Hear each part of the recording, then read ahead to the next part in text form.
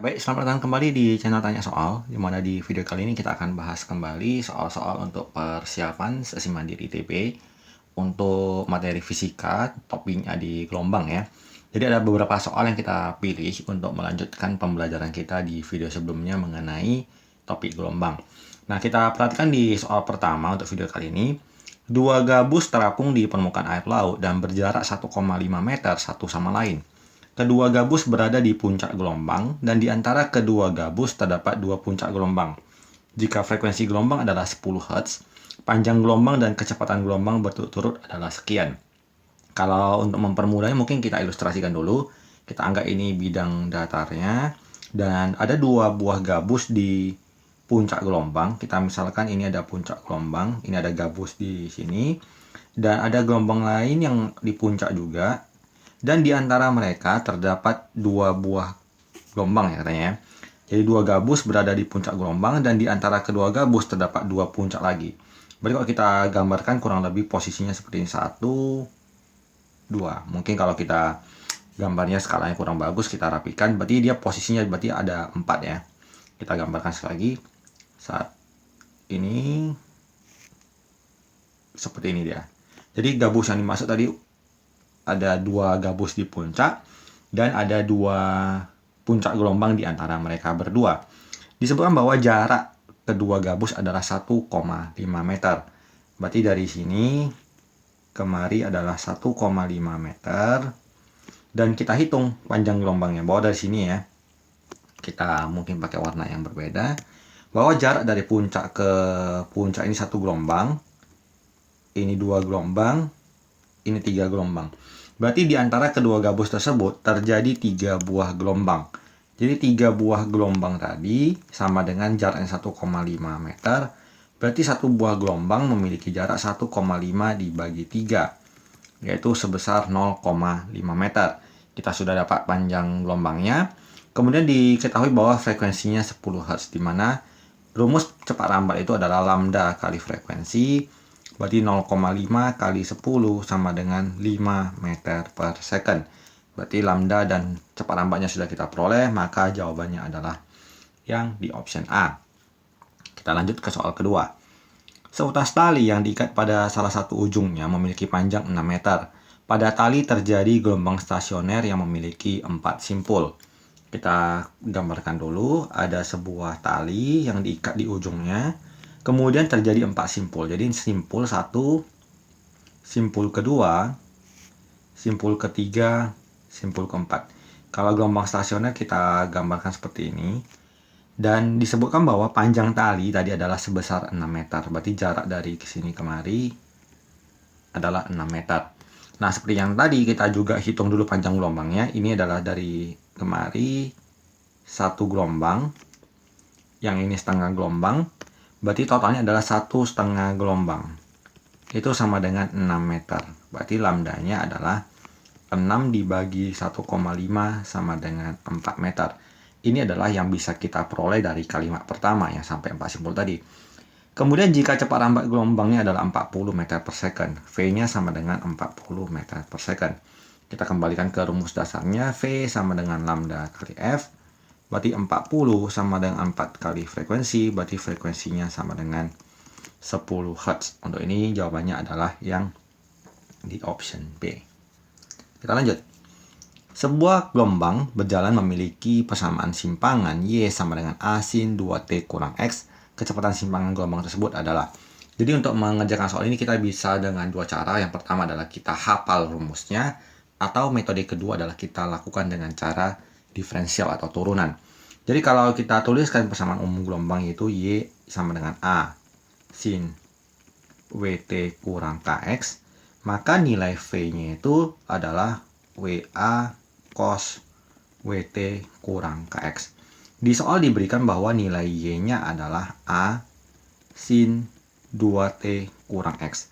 Ini berarti bahwa nilai W-nya itu sama dengan 2, nilai K-nya itu sama dengan 1.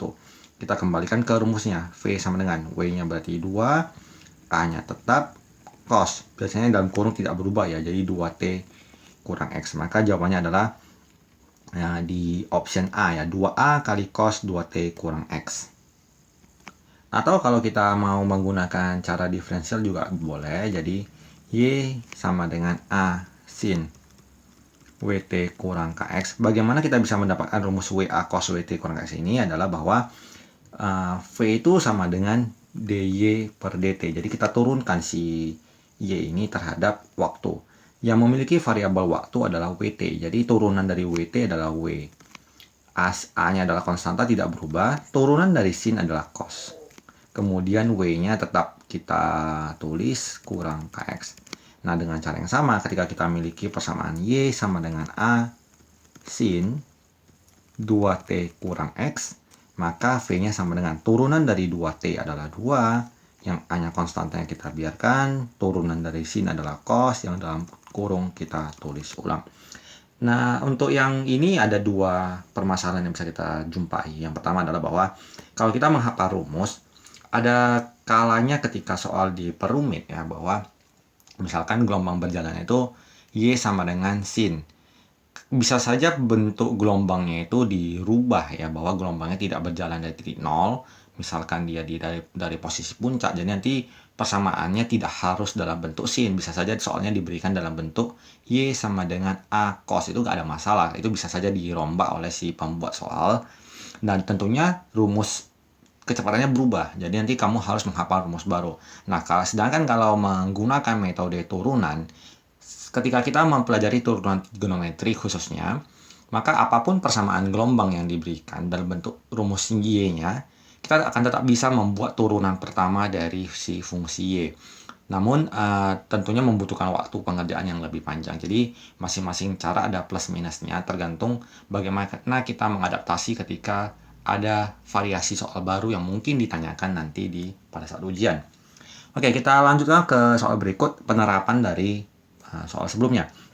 Jadi tadi kita udah pelajari bahwa untuk persamaan gelombang Y sama dengan A sin WT kurang KX, kita udah turunkan dan kita buktikan bahwa rumus kecepatannya itu sama dengan WA cos WT kurang KX. Nah, di sini di soal ada tanyakan tentang kecepatan getar maksimum, dan kita tahu bahwa untuk trigonometri sin maupun cos akan bernilai maksimum untuk nilainya 1. Jadi kita bisa tuliskan bahwa V max-nya itu adalah sama dengan W kali A kali 1, atau kita tuliskan WA-nya saja.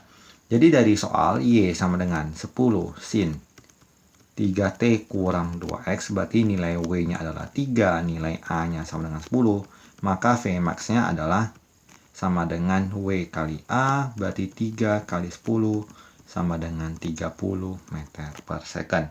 Maka jawabannya adalah di option D. Kita lanjut ke soal berikut. Waktu yang dibutuhkan gelombang bunyi untuk merambat dalam baja sepanjang 2 km jika dianggap kerapatan baja adalah 8.000 kg per meter kubik dan modulus elastisitasnya adalah 2 kali 10 pangkat 11 Newton per meter kuadrat. Jadi kita di sini dituntut untuk mencari hubungan antara cepat rambat, waktu, kemudian ada rumus modulus elastisitas dan juga tentang kerapatan. Jadi rumusnya selama ini kita pelajari bahwa cepat rambat bunyi itu adalah lambda kali frekuensi, bisa juga lambda dibagi periode, dan secara umum rumus cepat rambat itu adalah jarak dibagi waktu.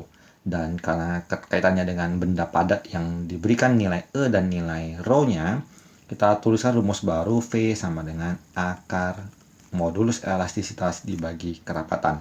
Maka kita cari nilai V-nya sama dengan akar dari E-nya adalah 2 kali 10 pangkat 11 kemudian dibagi 8.000 ρ-nya, berarti 8 kali 10 pangkat 3. Nah, kalau ada yang mengalami kendala dalam pembagian bilangan yang cukup besar ini, kita ajarin triknya bahwa 2 dan 8 kita sama-sama bagi 2 jadi 1/4.